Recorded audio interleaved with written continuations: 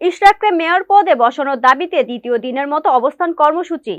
BNP নেতা ইশরাক হোসেনকে ঢাকা দক্ষিণ সিটি কর্পোরেশনের দায়িত্ব বুঝিয়ে দেবার দাবিতে আজও অবস্থান কর্মসূচি পালন করেন তার সমর্থকরা। বৃহস্পতিবার সকাল 9টা থেকে ধারাবাহিক কর্মসূচির অংশ হিসেবে অবস্থান কর্মসূচি শুরু করেন তারা। এ লক্ষ্যে সকাল থেকেই সমর্থকরা মিছিল নিয়ে ঢাকা দক্ষিণের বিভিন্ন ওয়ার্ড ও থানা থেকে জড়ো হন নগর ভবনের সামনে।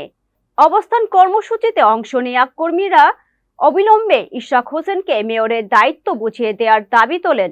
বলেন, সরকার যদি এবারও শপথ পড়াতে গড়িমসি করে তাহলে আর অপেক্ষা করবেন না, তারা নিজেরাই তাদের মেয়রকে শপথ পড়িয়ে দায়িত্ব বুঝিয়ে দেবেন। এ সময় 7 দিনের মধ্যে ব্যবস্থা গ্রহণের সময় বেঁধে দেন বিক্ষুব্ধরা। অপরদিকে কর্মসূচির কারণে সকালে নগর ভবনের সামনের সড়কে কিছু সময় যান চলাচল ব্যাহত হয়েছিল, তবে বর্তমানে পরিস্থিতি স্বাভাবিক আছে। সীমিত আকারে চলছে যানবাহন।